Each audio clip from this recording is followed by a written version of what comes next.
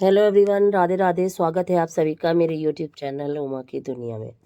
आ चुकी हूँ एक नए वीडियो के साथ, नई शुरुआत, नई कोशिश।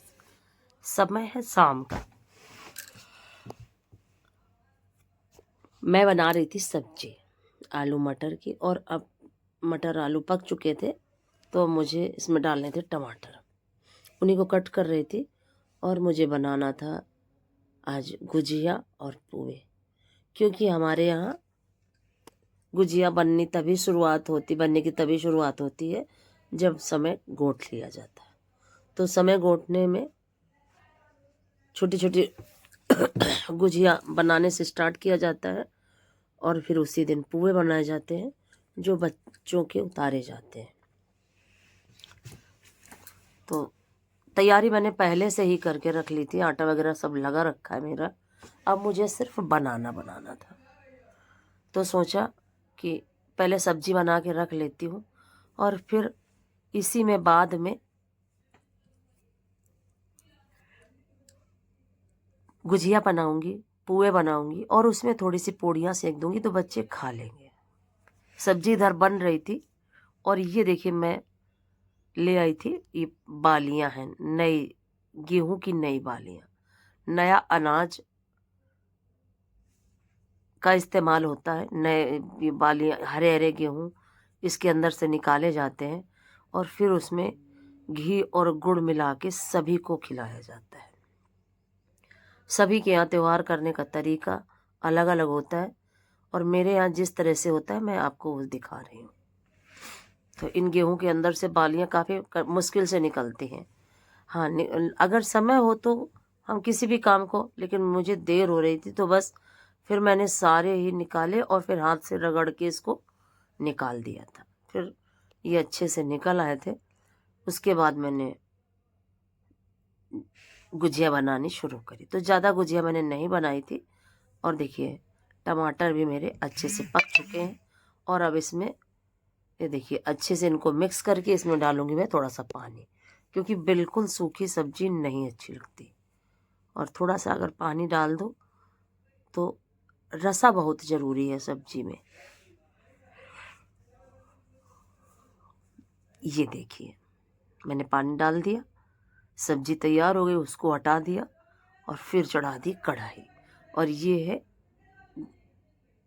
मैदा जो सान के मैंने रखा था। और ये देखिए समय को मैंने गोठ लिया, और ये छोटी छोटी सी गुजिया बनाई जाती है समय गोठने के समय। ये देखिए, और फिर इनको अब मैं भूनने लगी थी। इनको भून के अलग रख लिया जाता है, और यही होलिका दहन में, होली में डाल दी जाती है, और होलिका माता को भोग लगा दिया जाता है। और उसके बाद फिर मैं बनाने लगी थी ये गुजिया। तो आटा मैंने ज़्यादा लगा लिया था, गुजिया मुझे थोड़ी सी ही बनानी थी, इसलिए क्योंकि रात में ज़्यादा, वैसे रात में आसान बहुत रहता है ये कोई भी काम करना हो, लेकिन कल मैं बहुत ज़्यादा थकी थी। और जितने समय वीडियो एडिट करने के लिए बैठो तो इतनी ज़्यादा जमाई आती है कि मैं आपको क्या बताऊँ। और देखिए फिर मैं गुजिया बनाने लगी थी, और मेरे गुजिया बनाने का तरीका बिल्कुल अलग है। मैं अकेले ही गुजिया खूब आराम से बना लेती हूँ। 4-4, 5-5 पूड़ियाँ एक साथ बेल के रख लेती हूँ, 4-5 गुजिया भर लेती हूँ, और उनको पकने के लिए छोड़ देती हूँ। जितनी देर में वो पकती हैं उतनी देर में मैं फिर से 4 पूड़ियाँ तैयार करके और गुजिया भर के तैयार कर लेती हूँ। इस तरीके से मैं हमेशा बनाती हूँ गुजिया। ये नहीं कि पहले एक साथ बहुत सारी बना के रख ली फिर उनको भूना। इस तरह से मुझसे नहीं हो पाता, पता नहीं क्यों, मैं कर ही नहीं पाती हूँ। और ये जो तरीका है ये मुझे बहुत आसान लगता है, और जल्दी जल्दी से बन भी जाती है। फिर देखिए मैंने ये पूड़ियाँ बना के रख ली। अब इनको बारी बारी से भर के और मुझे भूनना था। तो क्या है, हमारे यहाँ खोया बिल्कुल लाल करके उसको पका लिया जाता है और फिर गुजिया बनाई जाती है, लेकिन समय कम था तो इसलिए मैंने इसी मावे में और शक्कर और थोड़ा सा गरी मिला के और बना लिया था, क्योंकि शगुन हो जाए उसके बाद हम किसी भी दिन बना सकते हैं। और ये देखिए, तो हालांकि इस खोए को अब मैं क्या करूँगी, तो इसको थोड़ा सा टाइट करूँगी, क्योंकि अभी ये बहुत ज़्यादा गीला है और मशीन का खोया गीला होता ही है उसमें। और कोई, क्योंकि अगर ज़्यादा सूखा करने के चक्कर में पड़ो तो वो फिर तली पे लग जाता है, और तली पे एक बार लगा नहीं कि फिर सारा क्रम बिगड़ जाता है खोया बनाने का। तो ये गीला उतरता ही है। तो इसको मैं अब क्या करूँगी, जब बनाऊँगी तो इसको पहले पका लूँगी और थोड़ा सा टाइट करूँगी और फिर बनाऊँगी गुजिया। और आटा भी मेरा थोड़ा सा ढीला हो गया था। जल्दी जल्दी में सारा काम जब करूँ तो कुछ न कुछ कमी हो ही जाती है।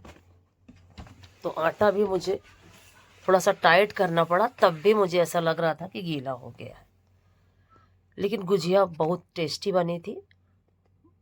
बच्चों को फिर जब रोशना लगाया तो बुआ भी उतारे जाते हैं, जिससे कि हमारे बच्चों के ऊपर जो भी समस्याएं हों, जो भी कष्ट हो, वो सब दूर रहे, हमेशा हमारे बच्चे स्वस्थ रहे।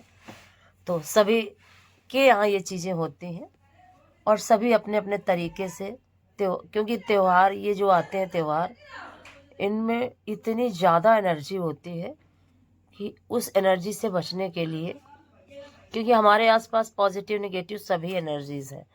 अब हमारे जीवन में कभी कभी कुछ चीज़ों का प्रभाव बहुत ज़्यादा पड़ जाता है और कुछ चीज़ों का प्रभाव बहुत कम पड़ता है। तो इन त्योहारों के आसपास नेगेटिव एनर्जी का प्रभाव कुछ ज़्यादा ही होता है। तो उससे बचने के लिए सभी माएँ अपने अपने बच्चों के ऊपर पुए बनाती हैं और उन ऊपर से उतार के, और फिर वो पुए माँ या बहन या दादी या ताई चाची जो भी हो, बड़े जो भी हो उम्र में या पद में, वो खा सकते हैं, बुआ। तो मैं तो इसी तरह से करती हूँ कि बना के और बच्चों को फिर रोचना लगाया जाता है और पुए बनाए जाते हैं और फिर यही गुजिया बच्चों को दी जाती है खाने के लिए। फिर मैंने गुजिया बनाने के बाद पुए बनाए, फिर भगवान को भोग लगाया और फिर बच्चों को रोशना किया और फिर बच्चों को बाद में खाना खिलाया। इस तरह से ये शाम का मेरा ये कल का रूटीन काफ़ी समय बाद मैं आपके साथ शेयर कर रही हूँ, और इस बीच में काफ़ी व्यस्तता रही, जिस वजह से डेली ब्लॉग नहीं आ पाए। अब कोशिश करूँगी, और अभी मुझे भजन के भी वीडियो बनाने हैं। इस बीच में भजन के भी कोई भी वीडियो नहीं बन पाए, तो मैं इस जो भी छोटे छोटे से क्लिप्स रहे वही डाल देती रही हूँ उस चैनल में भी। और ये देखिए गुजिया बनती जा रही थी, मैं सेंकती जा रही थी, और फिर उसके बाद सारा काम मैंने किया। बहुत ज़्यादा फैल जाता है जब काम, तो उसको समेटते, और ऐसा होता ही है त्यौहार के आगे पीछे काम फैलता ही और बढ़ भी जाता है। और यही वजह होती है कि त्योहारों में हमें ज़्यादा समय चाहिए होता है और ज़्यादा काम की वजह से। हालांकि मैंने कोई एक्स्ट्रा कुछ भी काम अभी नहीं किया। और फिर देखिए ये आटा जो पुए का मैंने सान के रखा था उसको, और थोड़ी सी शक्कर खड़ी खड़ी सी रह गई थी, वैसा अच्छा सा चिकना चिकना इसी वजह से नहीं लग रहा है आपको आटा, क्योंकि जब शक्कर खड़ी जो जब होती है तो उसके जो पुए बनते हैं वो बच्चों को खाने में बहुत अच्छे लगते हैं। तो इसीलिए मैं इस तरह से आटा लगाती हूँ।